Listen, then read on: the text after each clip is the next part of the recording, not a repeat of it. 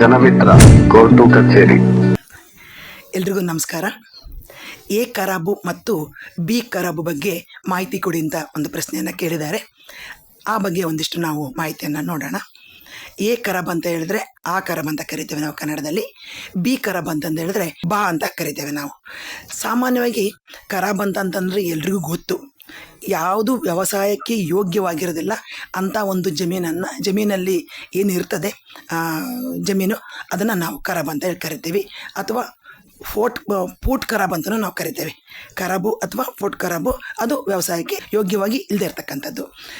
ಯಾರ್ಯಾರು ಕಂದಾಯ ಭೂಮಿಯನ್ನು ಹೊಂದಿರ್ತಾರೆ ಅವ್ರಿಗೆ ಸಾಮಾನ್ಯವಾಗಿ ಎಲ್ರಿಗೂ ಗೊತ್ತಿರ್ತಕ್ಕಂಥದ್ದು ಪಾಣಿಯನ್ನು ನೋಡಿದರೆ, ಉದಾಹರಣೆಗೆ ನಾನೇ ಇಲ್ಲಿ ಒಂದು ಪಾಣಿಯನ್ನು ಇಟ್ಕೊಂಡಿದ್ದೀನಿ, ಅದನ್ನು ತೋರಿಸ್ತೇನೆ. ಇದು RTC ಅಂತ ನಾವು ಕರಿತೇವೆ, ಅಥವಾ ಕನ್ನಡದಲ್ಲಿ ಪಾಣಿ ಅಂತ ನಾವು ಕರಿತೇವೆ. ಅದರ 3ನೇ ಕಾಲಮಲ್ಲಿ, ಮೊದಲನೇ ಕಾಲಮಲ್ಲಿ ಏನಿರುತ್ತೆ, ಸರ್ವೆ ನಂಬರ್ ಇರುತ್ತೆ. ಉದಾಹರಣೆಗೆ ಇದೊಂದು 94/2 ಅಂತ ಇದೆ. 2ನೇ ಕಾಲಮಲ್ಲಿ ಇಷ್ಟೇ, ಅಂದರೆ ಅದರ ಭಾಗ, ಮೂಲ ಸರ್ವೆ ನಂಬರ್ನ ಭಾಗ ಇದು. 3ನೇದು ಇಲ್ಲಿ ಇಂಪಾರ್ಟೆಂಟು ಖರಾಬ್ ಬಗ್ಗೆ ಮಾಹಿತಿ ಇದೆ. ಏನಿದೆ ಇಲ್ಲಿ, ಎಷ್ಟು ಒಟ್ಟು ವಿಸ್ತೀರ್ಣ ಅಂತ ಇದೆ. ಅದ್ರ ಕೆಳಗಡೆನೆಯ ಫೂಟ್ ಖರಾಬ್ ಬ್ರಾಕೆಟಲ್ಲಿ ಆ ಅಂತ ಇದೆ, ಆಮೇಲೆ ಫೂಟ್ ಖರಾಬ್ ಬಾ ಅಂತ ಇದೆ. ಎರಡನ್ನೂ ಇದರಲ್ಲಿ ಪ್ರಿಂಟ್ ಮಾಡಿದ್ದಾರೆ. ಒಂದು ವೇಳೆ ಆ ಖರಾಬು ಇದು ನಮ್ಮ ಜಮೀನಲ್ಲಿ ಏನಾದ್ರು ಖರಾಬ್ ಇದ್ದರೆ, ಉದಾಹರಣೆಗೆ ಇದು 25 ಗುಂಟೆ ತೋರಿಸ್ತಾ ಇದೆ, ಇದರಲ್ಲಿ 1 ಗುಂಟೆನೋ 2 ಗುಂಟೆನೋ ಅಥವಾ 3 ಗುಂಟೆನೋ ಖರಾಬ್ ಇದ್ದರೆ ನಮ್ಮ ಜಮೀನಲ್ಲಿ ಅದು ಎಲ್ಲಿ ಬರುತ್ತೆ, ಆ ಖರಾಬಲ್ಲಿ ಬರುತ್ತೆ.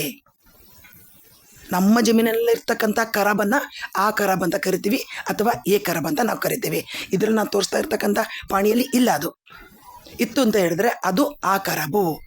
ಇದಕ್ಕೆ ಯಾರು ನಮ್ಮ ಜಮೀನಲ್ಲೇ ಇರುತ್ತೆ, ಅದಕ್ಕೆ ಅಂಥ ಖರಾಬನ್ನು ಯಾರು ಭೂಮಿಯನ್ನು ಹೊಂದಿರ್ತಾರೆ ಅವ್ರದ್ದೇ ಖರಾಬ್ ಅದು. ಅದಕ್ಕೆ ಯಾರು ಮಾಲೀಕರು, ನಾವೇ ಮಾಲೀಕರು. ಇನ್ನೊಂದು ಅದ್ರ ಕೆಳಗಡೆ ನಾವು ಇನ್ನೊಂದು ನೋಡ್ಬೋದು, ಬಿ ಖರಾಬ್ ಅಂತ ಇದೆ, ಅಥವಾ ಬಾ ಖರಾಬ್, ಕನ್ನಡದಲ್ಲಿ ಬಾ ಖರಾಬ್ ಅಂತಂದೇಳಿ ಎರಡನ್ನೂ ಒಟ್ಟಿಗೆ ನಮೂದು ಮಾಡಿದ್ದಾರೆ. ಇದು ಸಾಮಾನ್ಯವಾಗಿ ಬಿ ಖರಾಬು ನಮಗೆ ಸೇರಿರ್ತಕ್ಕಂಥದ್ದು ಅಲ್ಲ. ಅದು ಆ ಖರಾಬು ಕೂಡ ವ್ಯವಸಾಯಕ್ಕೆ ಯೋಗ್ಯವಾಗಿ ಇಲ್ಲದೆ ಇರ್ತಕ್ಕಂಥದ್ದು ಒಂದು ಖರಾಬ್. ಅದು ಸಾಮಾನ್ಯವಾಗಿ ನಾವು ನೋಡ್ತೇವೆ, ರಸ್ತೆಗಳು, ತಿರುಗಾಡ್ತಕ್ಕಂಥ ಕಾಲ್ದಾರಿಗಳು, ನೀರು ಹರ್ಕೊಂಡು ಹೋಗಿರ್ತಕ್ಕಂಥ ನಾಲೆಗಳು, ಈ ಹಳ್ಳ ಕೊಳ್ಳಗಳು, ಇವೆಲ್ಲ ಏನಿರ್ತವೆ ಸಾರ್ವಜನಿಕರ ಅನುಕೂಲಕ್ಕೆ ಏನು ಬಿಟ್ಟಿರ್ತಾರೆ ಅಂಥ ಖರಾಬುಗಳು ನಾವೇನಂತ ಕರಿತೀವಿ, ಬಾ ಖರಾಬು ಅಥವಾ ಬಿ ಖರಾಬ್ ಅಂತ ಕರಿತೀವಿ.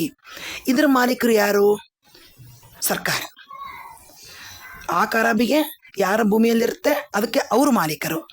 ಬಿ ಖರಾಬಿಗೆ ಮಾಲೀಕರು ಯಾರು ಬಂದು, ಬಾ ಖರಾಬಿಗೆ ಸರ್ಕಾರ. ಇದು ಸಾರ್ವಜನಿಕರ ಉಪಯೋಗಕ್ಕೆ ಇರ್ತಕ್ಕಂಥ ಸ್ವತ್ತುಗಳಾಗಿರುತ್ತೆ.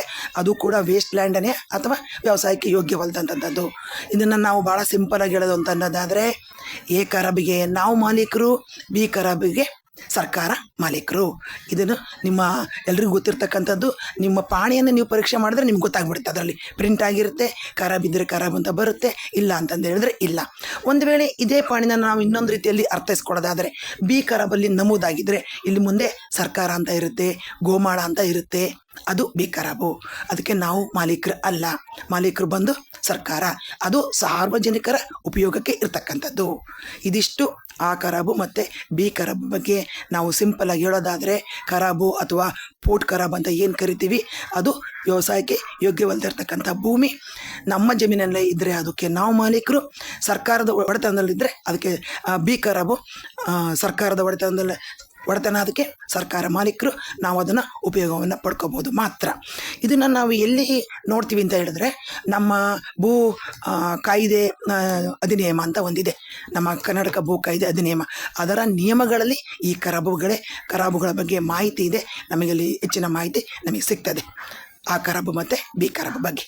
ಜನಮಿತ್ರ ಡಿಜಿಟಲ್ನಲ್ಲಿ ಪ್ರಸಾರವಾಗುತ್ತಿರುವ ಕೋರ್ಟು ಕಚೇರಿ ಕಾರ್ಯಕ್ರಮ ಜನಸಾಮಾನ್ಯರಿಗೆ ಕಾನೂನು ಅರಿವು ನೀಡುವ ಸಲುವಾಗಿ ಖ್ಯಾತ ವಕೀಲರಾದ MB ಗಿರಿಜಾಂಬಿಕರ್ ಅವರು ಉಚಿತವಾಗಿ ಸಲಹೆ ನೀಡುತ್ತಿದ್ದಾರೆ.